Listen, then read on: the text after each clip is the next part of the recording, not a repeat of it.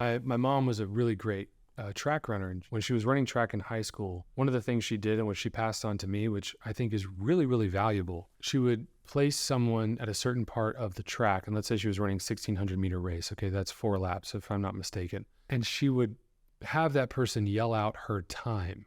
What she was racing was her previous time. She wasn't racing opponents. She wasn't racing someone to her left and someone to her right. She was racing her previous time. And what that led to was her sometimes beating people by long stretches, great distances. But she didn't focus on that because she was trying to race her previous time. And that has helped me a lot. I'm not trying to compete for that job next to some other actor. Yes, business is competitive. And yes, if you want the job, well, then being better than the next guy is going to increase your chances. But you can't really, especially in a subjective kind of art form, measure, am I better or worse? Like, a lot of times you don't get cast in something not because you're better or worse, but because you're just different. And some things you can't control. My height, how I look, my hair color, my eye color. I can't control certain things about who I am. But I can control my work ethic. I can control my time. And I can get better than I was yesterday. So don't focus on where someone else is today, but focus on being a little bit better than you were yesterday.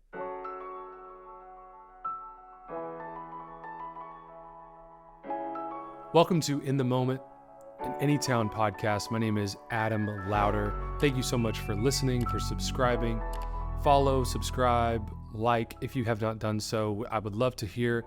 If you guys have any thoughts, leave a review, share it with someone that you think this would benefit. And today I want to talk about hard work, dedication, and the commitment of the craft. This is all about what you have control over.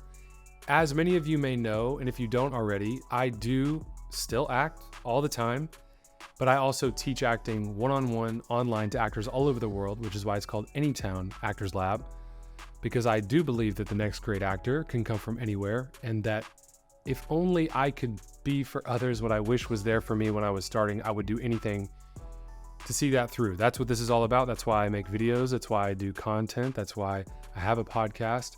I teach actors one-on-one all over the world. I also teach actors in person in the Dallas-Fort Worth area of Texas.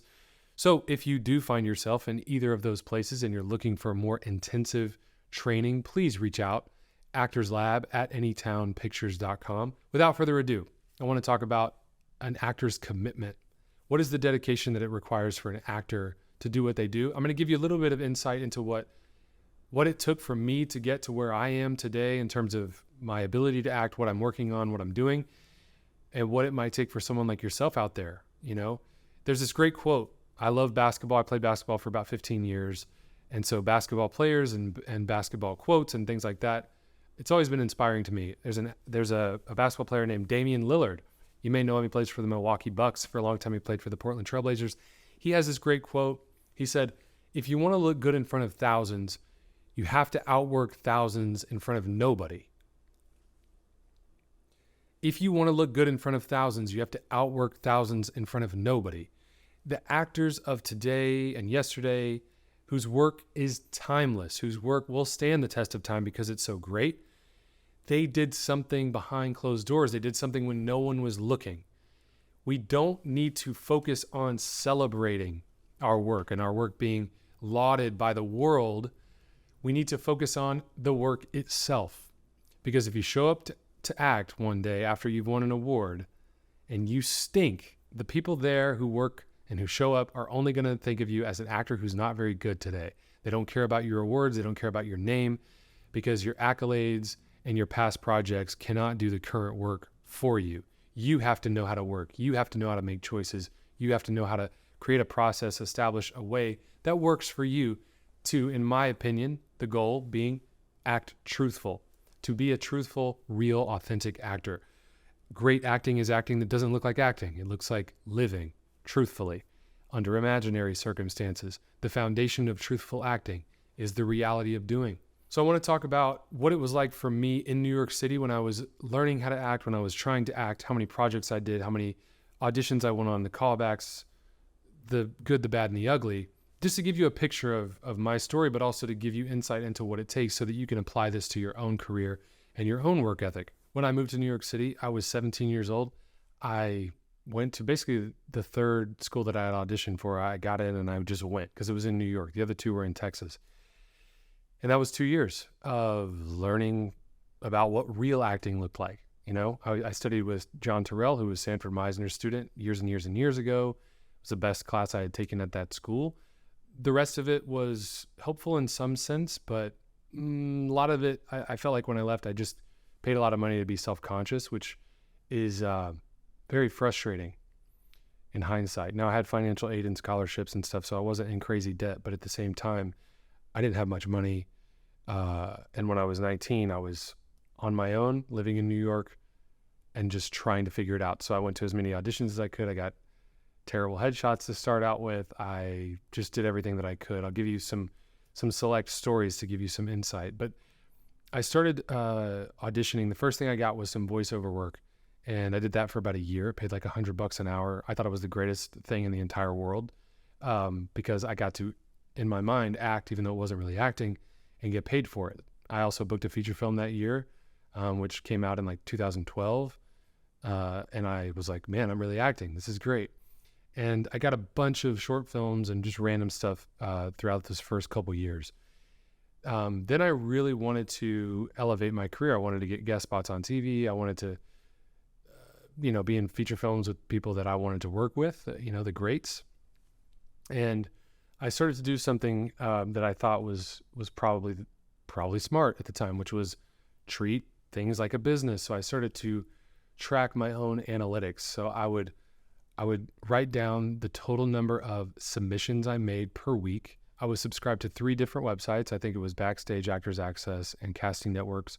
I had 2 agents at the time. They weren't really doing anything for me. With those submission channels, I would tally the total number of submissions per week, total number of auditions I would get, total number of callbacks, and total number of bookings. And I remember saying, if I can just make the graph move in an upward trend, then I was doing a good job. And over that year, I did that. Now, the numbers were abysmal in my mind. I would submit to, roughly speaking, because I don't have the figures in front of me, I would probably submit to 30 projects a week. And I remember the percentages were, and the first 2 categories, around 1% to 2%. And then I think the callback rate was something like 20 to 30%. And then, getting booked for something was something like 40%, 30 to 40%, something like that. But I did this every single day. Going back to that quote, if you want to look good in front of thousands, you have to outwork thousands in front of nobody. I kind of thought, well, everybody's probably doing something like this, and I need to make sure that I'm doing everything I can to elevate my career and to increase my chances of getting to the next level where I wanted to be. I want to be on TV, I want to be in movies, etc. Something that I realized along the way was everyone that I had talked to at home said that acting is impossible. Making a career as an actor is impossible. Getting on TV is impossible. Getting in movies is impossible. And so I remember thinking, if I could just get inside that box, which is the TV, then I am proving to myself and others that it is possible. And so that became my goal: get on TV, get on TV, get on TV. So I did. I was a featured extra in a series. I was an extra in another series. And I thought, okay, that's closer. It really wasn't closer. As we all know, extra work, background work, it's not acting. But there was one scene in a show called White Collar that I got to be in that was I had a couple things I was able to say on camera, and I thought, oh man, I've made it. Of course I didn't. I worked, I think 3 or 4 days on that show, but I was not really in the show. And I realized, okay, I have to do something else if I'm going to get speaking part, if I'm going to get a under 5, if I'm going to get a guest spot. And that's when I started to reach out to agents more. I started to book with money I didn't really have: Actors Connection, One-on-One, Actors Green Room.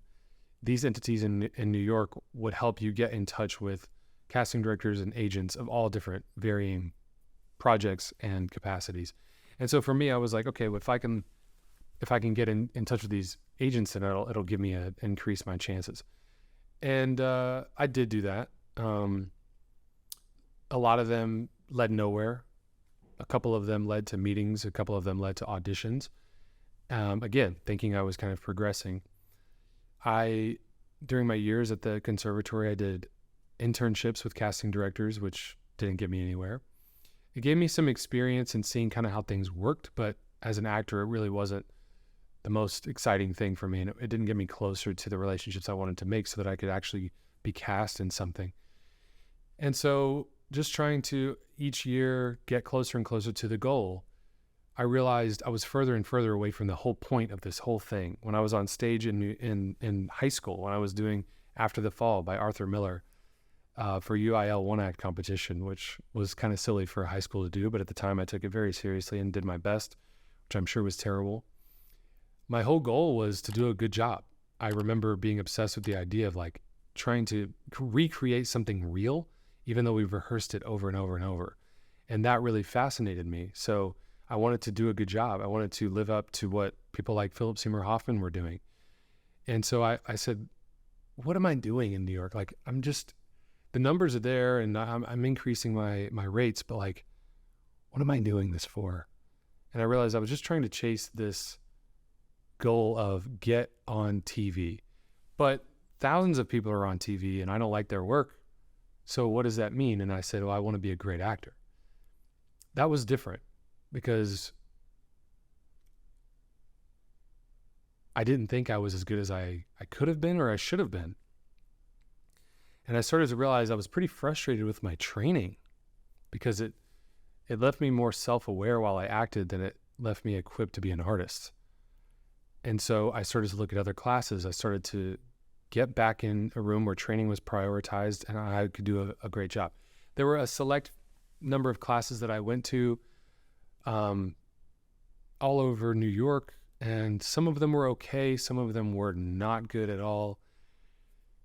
And all the while this is happening, I'm establishing better and better relationships with, some casting directors, an agent here and there. And I start to make some money. And that was another thing people said, like making money as an actor is not going to happen because the job insecurity is real. And I experienced that. I had 15 part-time jobs. I sold renewable energy for 5 years. Obviously that was a commission job. I repaired cell phone charging stations at various places like MetLife Stadium. I was a busboy. I was a juicer. I was a server. I was a babysitter, a dog sitter. I was a freight elevator operator. I was a maintenance man. I mopped floors. I cleaned commercial buildings and bathrooms and a bunch of other things that I haven't mentioned and a bunch of other jobs. I was starting to get to that goal of, okay, all the work is about to pay off because I booked 5 days shooting an industrial for a big company. And I was the lead role and I made what I thought was amazing money. I made thousands of dollars in a SAG project. So I thought, oh man, I'm killing it. At the same time, I was doing these short films with some great people. And then I was, one of those jobs led to a music video, which I've talked about, which was the turning point in my life because I was working with amazing project, amazing people, and I was given some direction that I couldn't fulfill. And I just was fed up with not being able to act really well and not living up to my potential. And my girlfriend, now my wife, my girlfriend at the time, she was going to this class, and it was a Meisner class. It was a 2-year program. It was Playhouse West Brooklyn. It was an offshoot of Playhouse West from LA. And it required 2 years. And I rededicated my life at that time, to training and to getting better at acting, because what I saw, the work there was just so good. And I knew I needed that and I wanted that. And what that required, and this is what I'll kind of get to when it comes to commitment and dedication as an actor, was we were required to rehearse every single day. We were given a play a week to read. Once we learned analysis, we were required to analyze every play that we did scene work on. Mondays, in my case, were dedicated to technique work, where we would learn a specific tool, or we would apply that tool that we learned that month or that period. Wednesdays were dedicated to scene work, where we would apply those tools to do our best with scenes. The scenes consisted of doing a first read. After you've analyzed the play, you would work your way up to a loose version of the scene where you would kind of put it in your own words, and then you would finish out the scene doing a word for word, where you don't miss any words and you act it to the best of your ability. You bring the props, the costumes, everything that you need to do what we were looking for, which is to live truthfully under imaginary circumstances with that scene. If the teacher approved of the work, you moved on to a next scene. We were required to rehearse every day. If we didn't, we got kicked out. We were required to be on time. If we were not on time, we got kicked out. It was 3 hours each class. We met twice a week. In the midst of this time, we also did plays. I was writing, producing films with friends, short films and things that we could make. We also did 120-hour film festivals where you would get the idea on the first day, and by the end of the 5th day, you would have to have a completed film. We would do a screening of that. We did a play, Waiting for Lefty, where we did 9 performances in a month in January of 2016, I believe, and we rehearsed all the time. We met up and we rehearsed to really build the collective energy of that union, it took place in the Great Depression, so it was very important to those characters, and thus it was important to us. Some people had themselves on a certain meal plan where they had to eat what their characters would have eaten, so we were kind of starving. We were working out together. We were pushing each other. We were doing rehearsals all the time, and we were really trying to bring the work that we were doing, the characters that we were working on and the plays we were analyzing, to life every single week. And we were kicked out if we didn't do that. And kicked out just meant we were no longer able to train to the best of our ability. And I think the school at its peak, reached like 50 plus people, and we were all sharpening each other and doing our best. I think I did probably 8 or 9 scenes throughout the entirety of that program. When we went and worked on, when we kind of not mastered, but really got proficient at the basics of the foundational approach to acting, which was repetition, exercise, the door on the activity, learning emotional preparation, the use of improvisation, spoon rivers, speeches, scene work, of course, particularizations. Did I say script analysis? I think I did. The tool of fantasy, impediment work, and characterizations. When we got to impediments and characterizations, we were required to bring in literary characters. And the literary characters we were required to bring in were our choice. I chose Dr. Jekyll and Mr. Hyde, and we also were required during characterization to read Studs Terkel, which was a famous American journalist who interviewed all subjects, famous, non-famous, well-known, not well-known, in varying degrees and varying subjects. His personal premise of journalism was there's no such thing as an uninteresting person. And so every person he interviewed, he tried to get to the interesting aspects of the human being, which in his mind were basically basic psychology and their stories.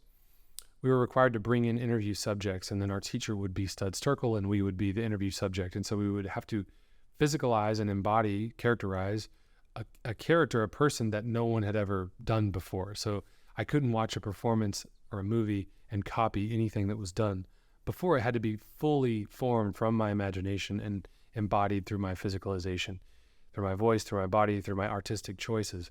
This obviously led to more scene work where we used characterization and all the tools prior to bring to life 3 scenes in our final project, 3 scenes from a play. And mine was Beyond the Horizon by Eugene O'Neill. And I was required to analyze that play, of course, and make artistic choices as if I were doing that play. And so I worked on the full play, even though we brought in 3 scenes. We took it very seriously, and I learned invaluable lessons that every single thing that I share with you guys in podcasts, or that I share with you guys in my YouTube videos or my TikTok videos or Instagram videos, or in my one-on-one training or my in-person classes, most of what I'm sharing with you guys, I learned during those 2 years, not to mention the hours every day spent to rehearsing with my classmates, not to mention how long it took to analyze plays. The first play we analyzed as a group was A View from the Bridge, and we analyzed it 1 day a week, 3 hours at a time, and it took us a month to finish the play as a class. So we were averaging like 3 to 6 pages a day. Think about how long that takes you. We filled up the entire 3 hours every single time, because that's the dedication it requires of you to bring something to life. So you need to really learn how to analyze. You really need to learn how to make artistic choices, and you need to learn how to train yourself to live truthfully under imaginary circumstances, to work from your instincts, to make choices that make the dilemma of the character your dilemma, but ultimately to let it go when it's time to act, to also apply that to direction and being able to uphold your standard and integrity of truthful performance whilst also helping execute a director's vision and to tell a writer's story so we can serve the audience. That was the goal, right? All the while I did this 2-year program, I was also acting in various projects. So I was doing short films, web series, feature films, plays, etc. This was my 2 years from 2015 to 2017 in New York City. Remember, before that, I was submitting myself every week. I was auditioning as often as possible. I was also getting new headshots all the time, editing. I probably edited 50 versions of my own reel because I learned how to edit in high school where I learned broadcast journalism. And so I would get my own footage, which was a career in and of itself to get, and I would cut it together in a way that I thought was useful. And I did it every wrong way you could imagine until I got it a little bit better each time. And then I finally found a way that was actually conducive to progress. All of this ultimately led to being a trained actor where if I got the part of my dreams, I could bring it to life and do a great job. And it helped open up my artistic process so that I could leave my artistic fingerprint on the role that I was blessed to be able to act in. And that gave me the confidence to then really reach out to new agents and new management, which led me to getting new agents in New York and LA. So I had bicoastal representation with a company. I had the president in LA, and then I had the New York department, head of the New York department representing me on the East Coast. I also took a trip to LA and I met with a manager that a friend of mine recommended to me only because he liked my reel, because the work that I had done was sufficient enough to recommend to his manager. The manager looked up my work. He looked me up. He watched my short films I had written and directed myself. And we met for about an hour and a half to 2 hours in Studio City. And we talked a lot about my values, my goals, what I was looking for, the kind of acting that I was doing, what his goals were, what he was doing with his new company. And I left that day with an audition for that project I've mentioned before in past videos, Outer Range, which was a limited Amazon series with Josh Brolin, produced by Plan B with Brad Pitt and all these other people. And I was given the audition for a principal part to play Josh Brolin's son, the character's son, in that show where I played a rodeo cowboy who was like a drunk and all these other things, falling in love with someone that was kind of off limits. And I was able to really work on that audition. And I auditioned for that right when COVID happened, right? March 2020 was when I auditioned for that role. And things changed after that, obviously. And I moved to Texas and I started 2 companies. And I started the Anytown Actors Lab, which you guys know what I spoke on in this episode, but you know from my content, where I train actors one-on-one and in person. And I also started Anytown Pictures, and our first film, which I mentioned at the top of this podcast, is being released in a few months. And I co-wrote, co-produced, and directed that film, in which I act as well. Created the LLCs, and we've been employing and hiring, and I've been training and serving artists and actors and writers and producers and directors on a small scale, but of course we intend to grow. And that work ethic and that foundation I established for myself to outwork thousands in front of nobody is something that I take with myself every single day. This is what creates a legacy. This is what ultimately leads to, in my dream, the work that will serve the audience, that will help them feel less alone in their experience of life. I'm hoping that stories will connect people. I'm hoping that I can serve those stories the rest of my life. And sometimes you do have to do it on your own. And you do have one life, and you do have a purpose, I believe. And I think that you're given gifts and passion for a reason. And I think with humility and with a servant mind and attitude and spirit, you can do so many great things. I think being for others what you wish was there for you is a great way to start networking, and dedicating yourself to the best of your ability, I think honors God. And that's my way of doing this business, my way of life. My mom was a really great a track runner. And when she was running track in high school, one of the things she did and what she passed on to me, which I think is really, really valuable, she would place someone at a certain part of the track. And let's say she was running 1,600 meter race. Okay, that's 4 laps, if I'm not mistaken. And she would have that person yell out her time. What she was racing was her previous time. She wasn't racing opponents. She wasn't racing someone to her left and someone to her right. She was racing her previous time. And what that led to was her sometimes beating people by long stretches, great distances. But she didn't focus on that because she was trying to race her previous time. And that has helped me a lot. I'm not trying to compete for that job next to some other actor. Yes, business is competitive. And yes, if you want the job, well, then being better than the next guy is going to increase your chances. But you can't really, especially in a subjective kind of art form, measure, am I better or worse? Like a lot of times you don't get cast in something, not because you're better or worse, but because you're just different. And some things you can't control, my height, how I look, my hair color, my eye color. I can't control certain things about who I am, but I can control my work ethic. I can control my time, and I can get better than I was yesterday. So don't focus on where someone else is today, but focus on being a little bit better than you were yesterday. Don't focus on what the person next to you, what's their time. Focus on your previous time and get a little bit better at that. This is why I love acting training, because I help you find a definition of acting instead of just an opinion. If the definition of acting is living truthfully under imaginary circumstances, we can take that living truthfully portion and we can focus on that.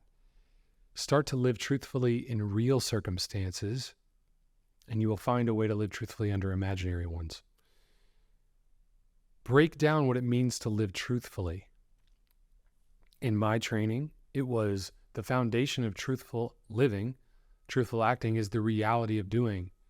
So look at acting as doing. Make sure when you know what you do in a scene, it's pass, fail, meaning it's doable.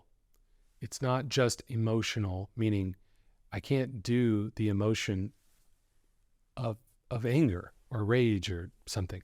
That's a byproduct of what I do with reality. In life, we're always doing something. We have goals. We have times. We're trying to beat certain times, right? We're trying to achieve certain goals, complete certain tasks, get things done. Simplify acting for yourself. If these videos are helping you, that's awesome. If this podcast is helping you, that's great. But find a way to simplify acting into a doable process so that you can actually get better and closer to a specific goal. That, after all, is the definition of drama, a hero's journey to overcome those obstacles which prevent them from achieving a specific acute goal. That's what life is. That's what drama is. Focus on what your goal is. If you want to look good in front of thousands, you have to outwork thousands in front of nobody. No one is going to do this for you. So dedicate yourself to the best of your ability. Be excellent in your craft. Serve others. Help them feel less alone. Carry the torch of the artists whose work you've enjoyed endlessly by being excellent, by outworking yourself, by setting the standard a little bit higher, and by elevating your career by doing the best work you possibly can. This is all in your control. As soon as I figured out in business, the best product to market is one that's really good, everything got sorted out for me. If I would have just focused on becoming the best actor I could be first and finding the best program I could, everything would have been a lot easier. Doesn't mean anything's guaranteed. Everything's a risk. That's okay. But you increase your chances when you work really hard and you become the best actor you can be, because it's really easy to market great acting. You just put it on camera and then you send it out to those that are looking for great acting. It's as simple as that. So become the best actor you can be and you increase your chances at success. I really hope this episode helped you guys. Stay tuned for more episodes where we're going to invite more and more actors on the show. We're going to have real discussions and we're going to package it in a digestible, simplified way for you guys so that you can really tune in, follow, subscribe, and share, because it's all in service of your guys' career. Every time I make a video, every time I do a podcast, every time I teach an actor, I think of you guys as if you were myself at a certain time, maybe years ago when I was first starting. That's my goal.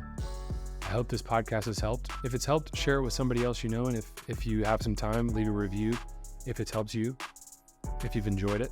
There's going to be more. It's only going to grow and get better from here on out. So thank you so much for joining, subscribing, and following along, especially in our early days. This is In the Moment, an Anytown podcast. Thank you for listening.